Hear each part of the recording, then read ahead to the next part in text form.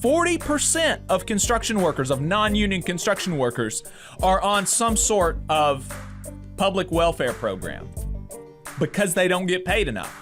Which side are you on? Which side are you on? Alabama Governor Kay Ivey is pleading with Joe Biden to lower wages of construction workers in Alabama, if you can believe it. And that's not a joke. That's what the outcome would be if President Biden listened to her and rescinded his executive order about what are called project labor agreements. Alabama Today reported that on October 17th, Kay Ivey and 18 other Republican governors issued a letter to the president opposing his executive order on PLAs, project labor agreements. So what are PLAs? What are PLAs? Project labor agreements are just agreements that the people that want the construction make with unions on terms and condition of employment that workers on that construction site will have. Okay?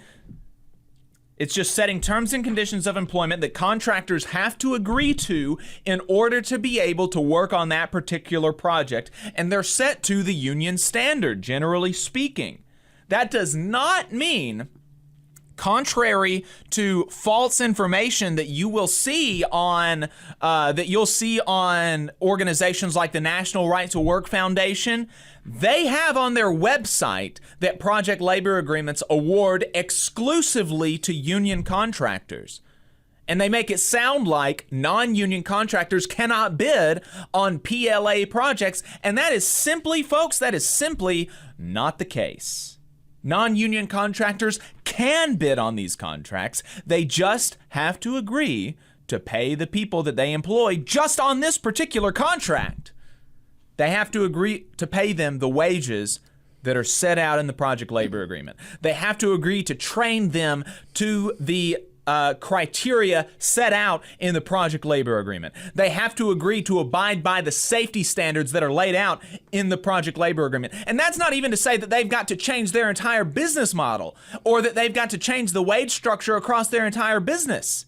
If worker A works on this PLA project for non-union contract or whatever, they're going to get paid those PLA wages on the PLA project. If the non-union contractor wants to cut their wages on some non-PLA project a week later, or even if they're working two different projects in the same week, they can do that. They can do that. That does not mean that non-union contractors have to become union. That does not mean that workers on PLA projects have to become members of the union.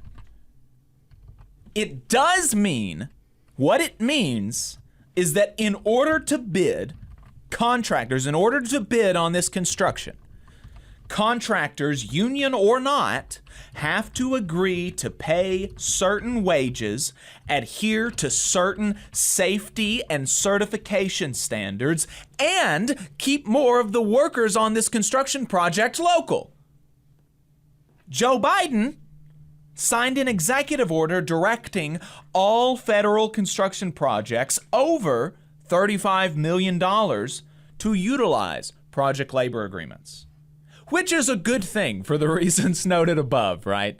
When we as the taxpayer are paying for things, when we are funding construction, when we are doing this type of stuff, we should not only be concerned with getting the lowest price. Because as the government, as the public, we do not have to be motivated simply by profit. We can be motivated by other things. And I think another thing that we can be motivated by that would be good for us as the public, for our representatives in government to be motivated by, is ensuring that people who work for us are paid well, are paid a living wage, can be able to support their family. And that's something that construction workers often don't get.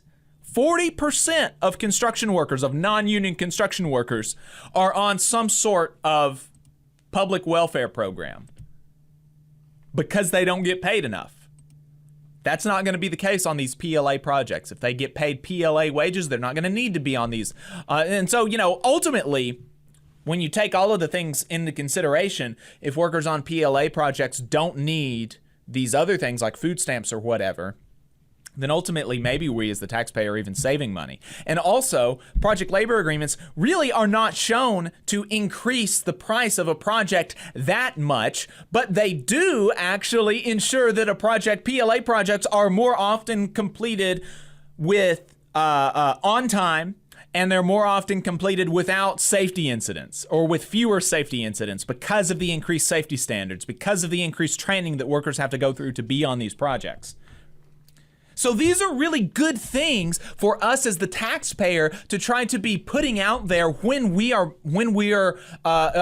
stepping into the market and stepping into these construction projects. When we're building federal buildings, when we're doing this federal construction, highway construction, we should be ensuring that the people working on these projects for us as the community, as the public, are paid well.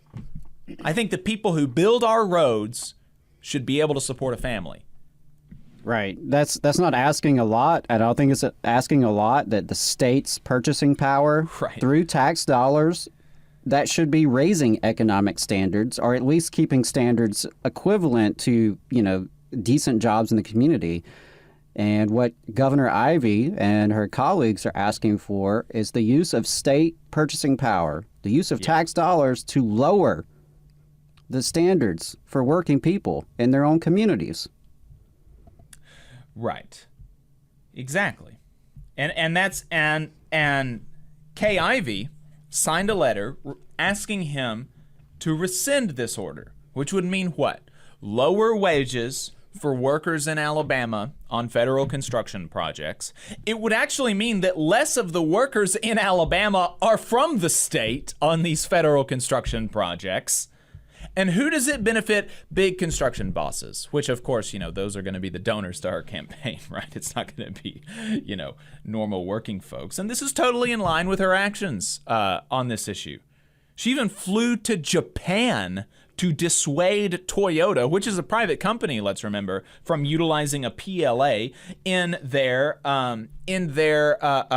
Toyota Mazda plant here in Huntsville in Madison County.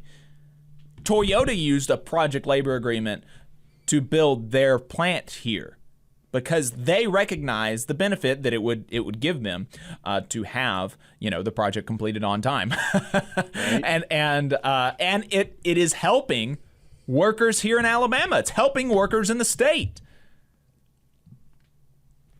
And Kay Ivey actually flew to Japan to try to get to dissuade Toyota from paying her citizens more, from ensuring that her citizens are actually the ones that are employed on that project. Those are her priorities. And that's what she's doing with this letter to President Biden, is trying to lower wages of working Alabamians, is trying to make less Alabamians actually be the beneficiaries of this public money that's going to be building these roads and whatever other construction projects are going to be over $35 million. So it's very frustrating. And so, as you head to the ballot box, remember that kind of stuff on Tuesday, that she is trying to make your wages lower. She is trying to actually make sure that you're not the one getting the work in her state. Whoever put this letter in front of her ought to be ashamed. Yeah, of course. Infinite Content in the chat says the government should not be in the profit business. Absolutely. And they also say, if PLA rules are in place, how can the state of Alabama use prison labor to do the work? Right. Yeah, that would that would definitely hinder that. Fly. Yeah, that wouldn't fly. You just saw a clip from the Valley Labor Report. We are live every Saturday morning from 9:30 a.m. till 12:30 p.m. And we pride ourselves on keeping all of our content free to everybody so that we can talk to as many working folks as possible. If you support the work that we're doing, you think that it's important, you think that it's good, then consider making a monthly contribution to the project, and you can do that on our website, tvlr.fm.